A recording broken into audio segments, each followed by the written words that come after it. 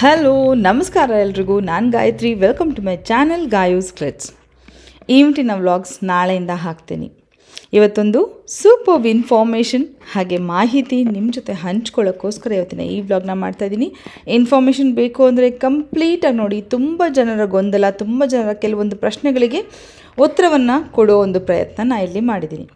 ಧನುರ್ಮಾಸದ ಪೂಜೆ, ಶುಕ್ರವಾರದ ಪೂಜೆಯ ಈ ಕ್ಲಿಪ್ಪಿಂಗ್ಸ್ನ ನಿಮ್ಮ ಜೊತೆ ನಾನು ಹಂಚ್ಕೊಳ್ತಾ ಇದ್ದೀನಿ. ಶುಕ್ರವಾರ ಸಂಜೆ ನಾವು ಇಲ್ಲಿಗೆ ದಾವಣಗೆರೆಗೆ ಹೊರಟ್ವಿ. ಭಾನುವಾರ ಈವೆಂಟ್ ಇದ್ದಿದ್ದರಿಂದ ಶುಕ್ರವಾರನೇ ಹೋದ್ವಿ. ಶನಿವಾರ ಬೆಳಗ್ಗೆಯಿಂದ ಭಾನುವಾರ ರಾತ್ರಿವರೆಗೂ ನಾವು ಅಲ್ಲೇ ಇದ್ವಿ. ಅಂದರೆ ಓಡಾಟ ಅಷ್ಟಿತ್ತು, ಅರೇಂಜ್ಮೆಂಟ್ಸ್ ಇತ್ತು. ಹಾಗಾಗಿ ಮುಂಚೆನೇ ಹೋದ್ವಿ. ಅವತ್ತಿನ ಕ್ಲಿಪ್ಪಿಂಗ್ ತೊಗೊಂಡು ನಾನು ಹೋದೆ. ಶನಿವಾರ ಭಾನುವಾರ ಮನೆಯಲ್ಲಿ ಧನುರ್ಮಾಸದ ಪೂಜೆ ಇಲ್ಲ, ಯಾಕಂದರೆ ಮನೆಯಲ್ಲಿ ಯಾರೂ ಇರಲಿಲ್ಲ. ಈವನ್ ಸೀಜು ಮತ್ತು ವಿಜಿ ಕೂಡ ನಾವು ಕರ್ಕೊಂಡು ಹೋಗಿದ್ದರಿಂದ ಮನೆಯಲ್ಲಿ ಯಾರೂ ಇರಲಿಲ್ಲ. ಹಾಗೆ ಇನ್ನೊಂದು ವಿಶೇಷ ಅಂದರೆ 5ನೇ ತಾರೀಕು ನಮ್ಮ ಸೀಜು ಬರ್ತ್ಡೇ ಕೂಡ ಇತ್ತು, ಈವೆಂಟ್ ಕೂಡ ಇತ್ತು. ಎಲ್ಲದನ್ನು ನೀವು ನೋಡ್ತೀರಾ ಮುಂಬರುವ ವಿಡಿಯೋಸಲ್ಲಿ. ಹಾಗೆ ಏನದು ನನ್ನ ವ್ಲಾಗ್ಸ್ನ ಪೂಜೆಯ ಜೊತೆಗೆ ಶುರು ಮಾಡಿ ಅಭ್ಯಾಸ. ಹಾಗಾಗಿ ಇತ್ತೀಚೆಗೆ ಧನುರ್ಮಾಸದ ಪೂಜೆಯ ಕ್ಲಿಪ್ಪಿಂಗ್ಸ್ನ ನಿಮ್ಮ ಜೊತೆ ಹಂಚ್ಕೊಳ್ತಾ ಇದ್ದೀನಿ. ಬನ್ನಿ ಕಂಪ್ಲೀಟಾಗಿ ವ್ಲಾಗ್ ನೋಡಿ. ಹಲೋ ನಮಸ್ಕಾರ, ನಾನು Gayatri. Welcome to my channel Gayu's clicks. ಇವತ್ತು ಕಂಪ್ಲೀಟ್ ವ್ಲಾಗ್ ಅಲ್ಲ, ಧನುರ್ಮಾಸದ ಪೂಜೆಯ ಜೊತೆಗೆ ತುಂಬ ಮುಖ್ಯವಾದ ಒಂದು ವಿಚಾರನ ನಿಮ್ಮ ಜೊತೆ ಹಂಚ್ಕೋಬೇಕು ಅಂತ ಆಸೆ ಪಡ್ತಾ ಇದ್ದೀನಿ. ಅದು ಜಪಮಾಲೆಯ ಬಗ್ಗೆ. ಬನ್ನಿ ಈ ವ್ಲಾಗನ್ನು ಕಂಪ್ಲೀಟಾಗಿ ನೋಡಿ. ನಿಮಗೆ ಮಾಹಿತಿ ಇಷ್ಟ ಆದರೆ ಪ್ಲೀಸ್ ಒಂದು ಲೈಕ್ ಮಾಡೋದನ್ನ ಮಾತ್ರ ಮರಿಬೇಡಿ. ಹೊಸದಾಗಿ ನೋಡ್ತಾ ಇರೋರು ಸಬ್ಸ್ಕ್ರೈಬ್ ಮಾಡ್ಕೊಂಡು ನೋಡಿ. ಬನ್ನಿ ವ್ಲಾಗ್ ಸ್ಟಾರ್ಟ್ ಮಾಡೋಣ. ಹಲೋ ನಮಸ್ಕಾರ ಎಲ್ರಿಗೂ, ನಾನು Gayatri. Welcome to my channel Gayu's clicks. ಇವತ್ತು ಬೆಳಗ್ಗೆನೆ ಧನುರ್ಮಾಸದ ಪೂಜೆ ನೋಡ್ಬೋದು. ಆರತಿ ಎಲ್ಲ ಹೋಗಿದೆ ಅಂದರೆ 1 ಗಂಟೆ ಆಗಿದೆ. ಈಗ ಟೈಮು 6 ಗಂಟೆ ಆಯಿತು, 6:30 ಆಗಿ ಬಂತು. ನಾನು ಈ ವ್ಲಾಗ್ ಮಾಡಲಿಕ್ಕೆ ಒಂದು ರಿಪೀಟೆಡ್ ಕ್ವಶನ್ ನನಗೆ ಪರ್ಸ್ನಲಿ ನನ್ನ ಫ್ರೆಂಡ್ಸ್ ಕೇಳ್ತಾ ಇದ್ದೇನೆಂದರೆ, ಜಪಮಾಲೆ ಅಥವಾ ಜಪ ಮಾಡೋದು ಹೇಗೆ, ಅಥವಾ ಜಪಮಾಲೆನ ತಗೋಬೋದಾ ಹೇಗೆ, ಎಲ್ಲ ಅದೊಂಥರ ಕ್ವಶನ್ ತುಂಬ ಇತ್ತು. ಅದು ಏನಕ್ಕೆ ಅವ್ರಿಗೆ ಕ್ವಶನ್ ಬಂತು ಅಂದರೆ, ನಾನು ರೀಸೆಂಟಾಗಿ ಅಜ್ಜಿಯವ್ರ ಮನೆಯಿಂದ ಈ ಜಪಮಾಲೆಯ ಬಾಕ್ಸು ಜೊತೆಗೆ ಕರಂಗಾಲಿ ಮರದ ಒಂದು ಜಪಮಾಲೆನ ನಾನು ತಗೊಂಬಂದೆ. ನಿಮ್ಗೆಲ್ಲ ಗೊತ್ತು, ಇಲ್ಲಿ ವೀರಭದ್ರ ಸ್ವಾಮಿಗೆ ನಾನು ಹಾಕಿರೋದು ಕೂಡ ಜಪಮಾಲೆನೇ, ರುದ್ರಾಕ್ಷಿ ಮಾಲೆನ ಹಾರವಾಗಿ ಹಾಕಿದೀವಿ. ಅದನ್ನ ನಾವು ಜಪಕ್ಕೆ ಬಳಸಲ್ಲ. ಸೊ ಜಪಮಾಲೆ ಅನ್ನೋದು ತುಂಬಾ ಒಂದು ಪವಿತ್ರವಾದ ಒಂದು ಏನ್ ಹೇಳ್ತಾರ, ದೇವರನ್ನ ನಾವು ನೇರವಾಗಿ ಕಾಣಕ್ಕಾಗದೇ ಇದ್ರು ಇದು ನಮ್ಗೆ ಒಂದು ಸಾಧನ. ಆ ಭಗವಂತನ ನಮ್ಮ ಹತ್ರಕ್ಕೆ ತಲುಪಿಸೋಕೆ ಇದು ಒಂದು ಸಾಧನ ಅಂತಾನೆ ಹೇಳ್ತೀವಿ. ಇದು ನೀವು ನೋಡ್ಬೋದು. ಯಾರಿಗೆಲ್ಲ ಇದ್ರ ಬಗ್ಗೆ ಆಸಕ್ತಿ ಇದೆ, ತಿಳ್ಕೋಬೇಕು ನಮ್ಗೆ, ಅಥವಾ ಏನೋ ಒಂದು ಪಡಿಬೇಕು, ಒಳ್ಳೇದಾಗ್ಬೇಕು ಅಂತಂದ್ರೆ, ಪಡೆಯೋದು ಅಂದ ತಕ್ಷಣ ಹಣ ಅಷ್ಟೇ ಅಲ್ಲ, ನೆಮ್ಮದಿ, ನಮ್ಮ ಕೋರಿಕೆಗಳು, ಇಷ್ಟಾರ್ಥಗಳು ಸಿದ್ಧಿ ಆಗ್ಬೇಕು ಅಂದ್ರೆ ಒಂದು ದೇವರ ಧ್ಯಾನನೇ ಒಂದು ಮಾರ್ಗ ಅಂತ ಹೇಳಲಿಕ್ಕೆ ಇಷ್ಟಪಡ್ತೀನಿ. ಹಾಗೆ ಧನುರ್ಮಾಸದ ಶುಭಾಶಯಗಳು. ಎಷ್ಟು ಜನ ಪೂಜೆ ಮಾಡ್ತಾ ಇದ್ರು ಗೊತ್ತಿಲ್ಲ, ದಯವಿಟ್ಟು ಮಾಡಿ. 1 ದಿನ ಮಾಡಿದ್ರೆ 12 ವರ್ಷ ಮಾಡುವಷ್ಟು ಪುಣ್ಯ ನಿಮಗೆ ಸಿಗುತ್ತಂತೆ. ಅಂಥದ್ದು ನೀವು ತಿಂಗಳು ಪೂರ್ತಿ ಮಾಡೋದು 5 ದಿನ 9 ದಿನ ಈ ತರ ಮಾಡ್ಕೊಂಡು ಹೋದ್ರೆ ನೀವೇ ಯೋಚನೆ ಮಾಡಿ ನಿಮ್ಗೆ ಎಷ್ಟು ಪುಣ್ಯ ಸಿಗ್ಬೋದು ಅಂತ. ಸೊ ಮೊದಲಿಗೆ ಇದು ಕರಂಗಾಲಿ ಮರದ್ದು. ನೀವು ಯಾವುದೇ ಜಪಮಾಲೆನ ತಗೊಳ್ಳಿ. ಕೆಲವರು ಏನ್ ಹೇಳ್ತಾರೆ, ಅದ್ಯಾವುದು, ಕೆಲವರು ರುದ್ರಾಕ್ಷಿಯಲ್ಲಿ ಜಪ ಮಾಡ್ತಾರೆ, ಕೆಲವರು ಇದ್ರಲ್ಲಿ ಮಾಡ್ತಾರೆ, ಕೆಲವರು ತುಳಸಿ ಮಣಿಯಲ್ಲಿ ಮಾಡ್ತಾರೆ. ಅವ್ರವ್ರ ಇಷ್ಟ. ಈಗ ಮೊದಲನೇದಾಗಿ ಜಪಮಾಲೆಯಲ್ಲಿ 108 ಮಣಿಗಳಿದೆ. 108 ಇದನ್ನ ಗುರು ಅಂತ ಕರಿತೀವಿ ನಾವು. ಇದನ್ನ ಗುರು ಮಣಿ ಅಂತ ಕರಿತೀವಿ ಮೇಲಿಂದ, ಆಯ್ತಾ. ಈ ಗುರುಮಣಿನ ನಾವು ಲೆಕ್ಕಕ್ಕೆ ಹಿಡಿಯಲ್ಲ. ಈ ಗುರುಮಣಿನ ಯಾಕೆ ಕೊಟ್ಟಿರ್ತಾರೆ ಅಂದ್ರೆ, ಈ ಮಣಿನ ಬಿಟ್ಟು ನಾವು 1 2 ಅಂತ ಎಣಿಸ್ಕೊಂಡು ಹೋಗ್ಬೇಕು. ಈಗ ಮುಖ್ಯವಾಗಿ ಜಪ ಮಾಡೋದು ಹೇಗೆ ಅದ್ರ ಬಗ್ಗೆ ನಾನು ತಿಳಿಸ್ಕೊಡ್ತೀನಿ. ಜಪ ಮಾಡುವಾಗ ಈ ಜಪಮಾಲೆಯನ್ನ ನೀವು ತೊಡೆ ಮೇಲೆ ಇಟ್ಕೊಳ್ಳೋದು, ಓಕೆ, ಹಿಂಗ್ ಇಟ್ಕೊಂಡು ಕುತ್ಕೊಂಡು ಜಪ ಮಾಡೋದು, ಅಥವಾ ಇನ್ನೆಲ್ಲೋ ಹಿಂಗ್ ಇಟ್ಕೊಂಡು ಜಪ ಮಾಡೋದು, ಅದೆಲ್ಲ ಮಾಡಬಾರ್ದು. ಅಂದ್ರೆ ನಮ್ಮ ದೇಹದ ಯಾವುದೇ ಭಾಗಕ್ಕೆ ಈ ಜಪಮಾಲೆ ತಾಕ್ಬಾರ್ದು, ಅದು ಒಳ್ಳೇದಲ್ಲ. ಇದಕ್ಕೆ ಆದ ಒಂದು ಪಾವಿತ್ರ್ಯತೆ ಇದೆ. ಹಾಗಾಗಿ ಜಪ ಮಾಡಿದಾಗ ಎನರ್ಜೀಸ್ ಪಾಸ್ ಆಗತ್ತೆ, ನಮಗೆ ಇದರಿಂದ ಎನರ್ಜೀಸ್ ಪಾಸ್ ಆಗತ್ತೆ. ಹಾಗಾಗಿ ನಾವು ಜಪ ಮಾಡಿದ ತಕ್ಷಣ ಈ ಜಪಮಾಲೆಯನ್ನ ಡಬ್ಬಿ ಅಂದ್ರೆ ಒಂದು ಯಾವ್ದಾದ್ರು ಬಾಕ್ಸ್ ತಗೊಳ್ಳಿ, ಒಂದು ಬಾಕ್ಸ್ ಅಲ್ಲಿ ಹಾಕಿಡಿ. ಅಂದ್ರೆ ಬೇರೆ ಅವರು ಯಾರು ಬೇರೆಯವರು ಯಾರು ಮುಟ್ಟಬಾರ್ದು ಅನ್ನೋ ಒಂದು ಕಾರಣಕ್ಕೆ ಒಂದು ಡಬ್ಬಿ, ಅದಕ್ಕೆ ಆದ ಒಂದು ಜಾಗನ ಮಾಡಿ ಅದೇ ಜಾಗದಲ್ಲಿ ಇಡಿ. ಈಗ ಸುಮಾರು ಜನದ ಪ್ರಶ್ನೆ, ಜಪಮಾಲೆಯನ್ನ ಒಂದು ಜಪಮಾಲೆನ ತಗೊಂಡ್ರೆ ಮನೇಲಿರೋರು ಎಲ್ಲರೂ ಮಾಡ್ಬೋದಾ? ಇಲ್ಲ, ಅದೊಂದು ತಪ್ಪು ಅಭಿಪ್ರಾಯ. ನಿಮ್ಮ ಜಪಮಾಲೆ, ನಿಮ್ಮ ಎನರ್ಜೀಸ್ ಅದರಲ್ಲಿ ಇರುತ್ತೆ. ಯಾವುದೇ ಕಾರಣಕ್ಕೂ ನಿಮ್ಮ ಜಪಮಾಲೆಯನ್ನ ಎಕ್ಸ್ಚೇಂಜ್ ಮಾಡ್ಕೋಬೇಡಿ, ಅಥವಾ ನಿಮ್ಮ ಮನೆಯಲ್ಲಿರೋ ಬೇರೆಯವರ ಜಪಮಾಲೆಯನ್ನ ನೀವು ಬಳಸ್ಲಿಕ್ಕೆ ಹೋಗ್ಬೇಡಿ. ಹೋಪ್ಫುಲಿ ಅರ್ಥ ಆಗ್ತದೆ ಅಂತ ಅನ್ಕೊಳ್ತೀನಿ. ಯಾರು ಡೌಟ್ಸ್ ಇದೆ ಕಮೆಂಟ್ ಮಾಡ್ಬೋದು. ಸೊ ಜಪಮಾಲೆನ ಪ್ರತ್ಯೇಕವಾಗಿ, ನೀವೆಲ್ಲರೂ ಮೆಡಿಟೇಷನ್ ಮಾಡೋದ್ರೆ ಪ್ರತ್ಯೇಕವಾಗಿ ತಗೊಳ್ಳಿ, ಅಥವಾ ಮೆಡಿಟೇಷನ್ ನಿಮ್ಮ ಅತ್ತೆ ಒಬ್ಬರೇ ಮಾಡ್ತಾ ಇರ್ತಾರೋ, ಅಮ್ಮ ಒಬ್ಬರೇ ಮಾಡ್ತಾ ಇರ್ತಾರೋ, ನೀವು ಒಬ್ಬರೇ ಮಾಡ್ತಾ ಇರ್ತೀರಾ ಅಂದ್ರೆ ಅದಕ್ಕೆ ಒಂದು ತಗೊಂಡ್ರೆ ಸಾಕು. ಅವರಷ್ಟೇ ಅದನ್ನ ಬಳಸ್ಬೇಕು, ಮುಟ್ಟಬೇಕು. ಇದಕ್ಕೆ ತುಂಬಾ ಪಾವಿತ್ರ್ಯತೆ ಇದೆ. ಒಂದು ಸಲ ನೀವು ಇದನ್ನ ಬಳಸಕ್ ಶುರು ಮಾಡಿದ್ರೆ ಅದ್ರ ಎನರ್ಜೀಸ್ ಇರುತ್ತೆ. ನೀವು ಎಲ್ಲೋ ನೆಲದ ಮೇಲೆ ಇಟ್ಟೆ, ಇನ್ಯಾರೋ ಅದನ್ನ ಮುಟ್ಟಿದ್ರು ಅಂದ್ರೆ ಅದ್ರದ್ದು ಎನರ್ಜಿ ಹೋಗುತ್ತೆ. ಹಂಗಂತ ವೇಸ್ಟ್ ಆಗೋಯ್ತಾ ಈ ಜಪಮಾಲೆ ಅನ್ಕೊಂಡ್ರೆ ಇಲ್ಲ, ಜಪಮಾಲೆ ವೇಸ್ಟ್ ಆಗಿಲ್ಲ.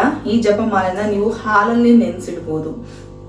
ಹುಣ್ಣಿಮೆಯ ದಿನ, ಅದರಲ್ಲೂ ಸುಮಾರು ಜನ ಮಾಡೋದೇನಂದ್ರೆ ಹುಣ್ಣಿಮೆಯ ದಿನ ಇದನ್ನ ಹಾಲಲ್ಲಿ ನೆನ್ಸಿಟ್ಟು ಅದನ್ನ ನೆನೆಸಿ ತೆಗೆದು ಅದನ್ನ ದೇವ್ರ ಹತ್ರ ಇಟ್ಟು ಪೂಜೆ ಮಾಡಿದ್ಮೇಲೆ ಇದಕ್ಕೆ ಮತ್ತೆ ಎನರ್ಜಿ ಬರುತ್ತೆ ಅಂತ ಹೇಳ್ತಾರೆ.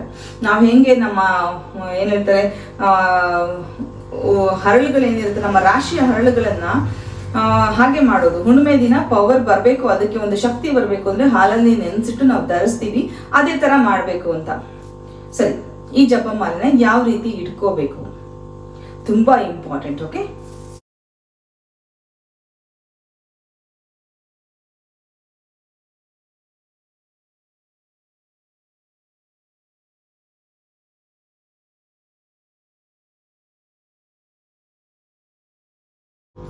ಜಪಮಾಲೆನ ನಮ್ಮ ಎದೆಗೆ ನೇರವಾಗಿ ನಾವು ಇಟ್ಕೋಬೇಕು.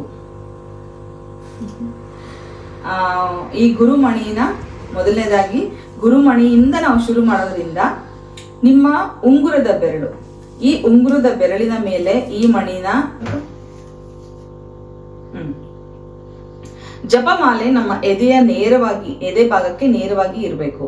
ಓಕೆ, ಜಪಮಾಲೆ ಮಾಡುವಾಗ ಈ ಗುರುಮಣಿನ ಬಿಟ್ಟು ಇಲ್ಲಿಂದ 1 ಅಂತ ಶುರು ಮಾಡ್ಬೇಕು. ಓಕೆ, 1 2 ಎಣ್ಸಕ್ಕಾಗಲ್ಲ. ನೀವು ಓಂ ನಮಃ ಶಿವಾಯ ಹೇಳ್ತಾ ಇದ್ರೆ ಓಂ ನಮಃ ಶಿವಾಯ, ನೀವು ಯಾವುದೇ ದೇವರ ಒಂದು ಜಪ ಮಾಡ್ತಾ ಇದ್ರು ಕೂಡ ಆ ಬೀಡ್ಸ್ ನ ಯೂಸ್ ಮಾಡ್ಬೋದು, ಅಂದ್ರೆ ಇಲ್ಲಿಂದ ಶುರು ಮಾಡ್ಕೋಬಹುದು. ಹಾಗೆ ನಿಮ್ಮ ಉಂಗುರದ ಬೆರಳು, ಈ ಉಂಗುರದ ಬೆರಳಿನ ಮೇಲೆ ಈ ಮಾಲೆ ಇರ್ಬೇಕಾಗತ್ತೆ. ಈ ಮಾಲೆ ನಿಮ್ಮ ಮಧ್ಯ ಬೆರಳು ಹಾಗೆ ನಿಮ್ಮ ಹೆಬ್ಬೆರಳು, ಈ ಬೆರಳನ್ನ ಅಂದ್ರೆ ತೋರು ಬೆರಳನ್ನ ನಾವು ಅಹಂಕಾರದ ಬೆರಳು ಅಂತ ಕರಿತೀವಿ. ಯಾರಿಗಾದ್ರೂ ಬೈವಾಗ ಹಿಂಗ್ ಬೈತೀವಿ ಅಲ್ವಾ, ಅದನ್ನ ಅಹಂಕಾರದ ಬೆರಳು ಅಂತ ಕರೆಯೋದ್ರಿಂದ ಆ ಬೆರಳಿಂದ ನಾವು ಜಪ ಮಾಡಬಾರ್ದು. ನೋಡಿ, ಈ ರೀತಿ ಬೆರಳಿನ ಮೇಲೆ ಮಾಲೆ ಇಟ್ಟು ಈ ಬೆರಳು ಮಧ್ಯ ಬೆರಳಿನ ಸಹಾಯದಿಂದ ಮಣಿನ ಮೂವ್ ಮಾಡ್ಕೋತ ಹೋಗ್ಬೇಕು. ಹೀಗೆ ಯಾವ ಕಾರಣಕ್ಕೂ ತೋರ್ ಬೆರಳಿಂದ ಮಾಡಬೇಡಿ, ನಿಮ್ಮ ಜಪ ಫಲಿಸಲ್ಲ ಅಂತ ಹೇಳ್ತಾರೆ.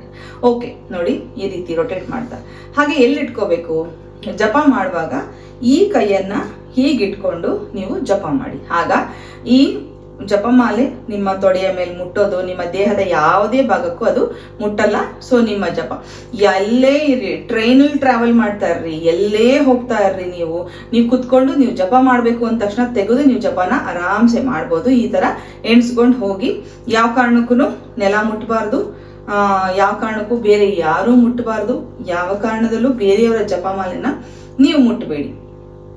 ಮಕ್ಕಳಿಗೆ ಹೇಳ್ಕೊಡಿ.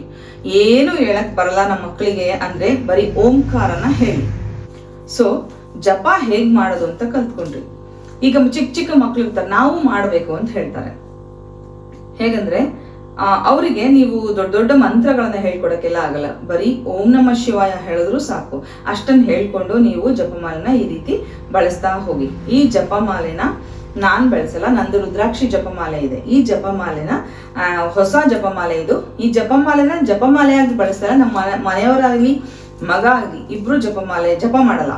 ಸೊ ಹಾಗಾಗಿ ಈ ಜಪಮಾಲೆಯಲ್ಲಿ 2 ಭಾಗ ಮಾಡಿ, ಅಂದ್ರೆ ಈ ಮಣಿಗಳನ್ನ 2 ಭಾಗ ಮಾಡಿ ಬೆಳ್ಳಿಯಲ್ಲಿ ಸುತ್ತಿಸಿ ಇಬ್ರು ಕತ್ತಿಗೆ ಹಾಕೊಳಕ್ಕೆ ಅಂದ್ರೆ ಕೊರಳಿಗೆ ಹಾಕೊಳ್ಳಕ್ಕೆ ಅಂತ ಮಾಡಿಸ್ಬೇಕು ಅಂತ ತಂದಿದ್ದೀನಿ.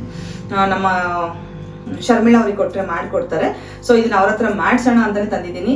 ಸೊ ಜಪಮಾಲೆ ನೀವು ರುದ್ರಾಕ್ಷಿದಾದ್ರೂ ತಗೊಳ್ಳಿ. ಈ ಕರಂಗಾಲಿ ಮರದ್ ಬೇಕು ಅಂದ್ರೆ ಅಜ್ಜಿ ಅರಮನೆ ಹತ್ರ ತಗೋಬಹುದು ನೀವು. ಸೊ ಜಪಮಾಲೆ ಬಗ್ಗೆ ಇಷ್ಟ ಆದರೆ ಇನ್ನೊಂದು ವಿಚಾರ ಮಾತಾಡಬೇಕು. ಬನ್ನಿ, ಈ ಸ್ಥಾನದಲ್ಲಿ ಬೇಡ, ಭಗವಂತನ ಸಾನ್ನಿಧ್ಯದಲ್ಲಿ ಇದಕ್ಕೆ ಸಂಬಂಧಪಟ್ಟಂಗೆ ಇನ್ಫಾರ್ಮೇಷನ್ ಕೊಟ್ಟಿದ್ದೀನಿ. ನಿಮಗಿಷ್ಟ ಆದರೆ ಪ್ಲೀಸ್ ಒಂದು ಲೈಕ್ ಮಾಡೋದನ್ನ ಮಾತ್ರ ಮರಿಬೇಡಿ. ಈ ಒಂದು ಕ್ಲಿಪ್ಪಿಂಗ್ನ ಗಮನಿಸಿದ್ರೆ ನಾನು ಪ್ಯಾಕಿಂಗ್ ಮಾಡ್ತಾಯಿದ್ದೆ, ರಾಶಿ ಬಟ್ಟೆ ಹಾಕ್ಕೊಂಡು ಕೂತಿದ್ದೆ. ಇವನಿಗೂ ಸ್ನಾನ ಕೂಡ ಮಾಡಿಸ್ಬೇಕಿತ್ತು. ಸಂಡೇ ಬರ್ತ್ಡೇ, ಅವತ್ತು ಅಲ್ಲಿ ಮಾಡ್ಸೋಕ್ಕಾಗಲ್ಲ, ಅದಕ್ಕೆ ಫ್ರೈಡೇನೇ ಮಾಡಿಸಿದ್ರು ನಮ್ಮ ಮನೆಯವ್ರ ಸ್ನಾನ. ನೋಡಿ ಅಲ್ಲಿ ಬಟ್ಟೆ ಎಲ್ಲ ಹಾಕ್ಕೊಂಡಿದ್ದೀನಿ, ನಾನು ಅಯನ್ ಮಾಡಬೇಕು, ಪ್ಯಾಕಿಂಗ್ ಮಾಡಬೇಕು ಅಂಥೇಳಿ ಇವಂದು ಶುರು ಆಗಿತ್ತು. ಇವನಿಗೆ ಬ್ಲೋ ಡ್ರೈ ಮಾಡಬೇಕು ಸ್ನಾನ ಆದ ತಕ್ಷಣ. ಬ್ಲೋ ಡ್ರೈ ಮಾಡಲಿಲ್ಲ ಅಂದರೆ ಜಗಳ. ಅದನ್ನು ಸ್ಟಾಪ್ ಮಾಡ್ತಾಯಿದ್ದಾರೆ. ಅದನ್ನು ಸ್ಟಾಪ್ ಮಾಡಿದ ತಕ್ಷಣ ನನಗೆ ಬೇಕು ಅಂತ ಜಗಳ ಮಾಡ್ತಾನೆ. ಮತ್ತು ಆನ್ ಮಾಡಿದ ತಕ್ಷಣ ಖುಷಿಯಾಗಿ ನೋಡಿ ಅವನೇ ಕೊಡ್ತಾನೆ. ಕಿವಿ, ತಲೆ, ಒಂದು ಬಾಲ ಎಲ್ಲ ಕೊಟ್ಟು ಬಿಸಿ ಮಾಡ್ಕೋತಾನೆ. ಚಳಿ ಅಲ್ವಾ, ಹಾಗಾಗಿ ಅವ್ನಿಗೆ ಒಂದು ರೀತಿ ಖುಷಿ. ಹಾಗಾಗಿ ಬ್ಲೋ ಡ್ರೈ ಮಾಡಿ ಅಂತ ನಾನು ಅದಕ್ಕೆ ಅವ್ನು ಮಾಡ್ತಾಯಿದ್ದು ನೋಡಿ ಒಂದೆರಡು ಕ್ಲಿಪ್ಪಿಂಗ್ ತೊಗೊಂಡು, ಇದು ನಮ್ಮ ಮೆಮೊರೀಸ್ಗಂತ ನಾವು ತೊಗೊಂಡು ಇಟ್ಕೊಂಡಿರ್ತೀವಿ. ಅದರಲ್ಲಿ ಕೆಲವೊಂದನ್ನು ನಿಮ್ಮ ಜೊತೆ ಹಂಚ್ಕೊಳ್ತಾ ಇದ್ದೀನಿ ಅಷ್ಟೇ. ಅವ್ನಿಗೆ ಎಷ್ಟು ಬುದ್ಧಿ ಇದೆ, ಎಷ್ಟು ಅವನಿಗೆ ಅಂದರೆ ಜಾಣ. ತುಂಬ ಗಲಾಟೆ ಮಾಡೋದಾಗಲಿ, ರಾತ್ರಿ ಹೊತ್ತು ಮಲಗದೇ ಇರಲ್ಲ, ತೊಂದರೆ ಕೊಡಲ್ಲ, ಆ ಥರ ಎಲ್ಲ. ಹಾಗೆ ಇನ್ನೊಂದು ವಿಶೇಷತೆ ಏನು ಗೊತ್ತಾ, ಹಾಗೆ ಇಲ್ಲಿ ನೀವು ನೋಡ್ತಾ ಇರೋದು ನಮ್ಮ ಮನೆಯ ಹೊಸ ಮೆಂಬರ್ ಜಾನಕಿ ರಾಮ. ಹೌದು, ಇವನು ಕೂಡ ಡ್ಯಾಕ್ಸಂಡ್ ಬ್ರೀಡ್. ನಮಗೆ ಯಾಕೋ ಗೊತ್ತಿಲ್ಲ, ಅದೇ ಬ್ರೀಡ್ ಮೇಲೆ ಸ್ವಲ್ಪ ಪ್ರೀತಿ ಜಾಸ್ತಿ, ಹಾಗಾಗಿ ಡ್ಯಾಕ್ಸಂಡೇ ತೊಗೊಂಡ್ವಿ ನಾವೀಗ. ಆಲ್ರೆಡಿ ನಮ್ಮ ಸೀಸು ಕ್ರಾಸ್ ಆಗಿಬಿಟ್ಟಿದ್ದಾನೆ, ಅಂದರೆ ಡ್ಯಾಕ್ಸಂಡ್ ಹಾಗೆ ಡಾಬರ್ ಎರಡೂ ಜೊತೆ ಕ್ರಾಸ್ ಆಗಿರೋ ಬ್ರೀಡ್. ಬಟ್ ನಮಗೆ ಪ್ಯೂರ್ ಡ್ಯಾಕ್ಸಂಡ್ ಬೇಕು ಅಂತ ತೊಗೊಂಡಿರೋಂಥ ಬ್ರೀಡ್. ಸೀಸು ಜೊತೆಗೆ ಕಂಪ್ನಿನೂ ಆಯಿತು. ನಮಗೂ ಕೂಡ ಸೀಸುಗೆ ಸ್ವಲ್ಪ ಹುಷಾರಿಲ್ಲ ಅಂದರೆ ಸಹಿಸ್ಕೊಳ್ಳೋವಂಥ ಧೈರ್ಯ ಶಕ್ತಿ ಇಲ್ಲವೇ ಇಲ್ಲ. ಅದಕ್ಕೋಸ್ಕರ ಇವನ್ನ ತೊಗೊಂಡ್ವಿ. ಅವನಿಗೆ ಇವಾಗ 38 ದಿನ, ಜನವರಿ 4ನೇ ತಾರೀಕು ನಮ್ಮ ಮನೆಗೆ ಬಂದಿದ್ದಾನೆ. ನಿಮಗೆಲ್ರಿಗೂ ಇಷ್ಟ ಆದ್ನ ಇವನು ಅಂತ ತಿಳಿಸಿ ಮುಂದೆ ಇವನು ತರಲೆ ಚೇಷ್ಟೆ ಇದ್ದಿದ್ದೆ. ಹಾಗೆ ಈ ವ್ಲಾಗ್ ಹೇಗನ್ನಿಸ್ತು, ಇನ್ಫಾರ್ಮೇಟಿವ್ ಆಗಿದ್ದರೆ ಪ್ಲೀಸ್ ಒಂದು ಲೈಕ್ ಮಾಡಿ, ಕಮೆಂಟ್ ಮಾಡಿ, ನಿಮ್ಮ ಅನಿಸಿಕೆನ ತಿಳಿಸಿ, ಫ್ರೆಂಡ್ಸ್ ಆ್ಯಂಡ್ ಫ್ಯಾಮಿಲಿಗೆ ಶೇರ್ ಮಾಡಿ. ಹೊಸದಾಗಿ ನೋಡ್ತಾ ಇರೋರು ಸಬ್ಸ್ಕ್ರೈಬ್ ಮಾಡ್ಕೊಂಡು ನೋಡಿ.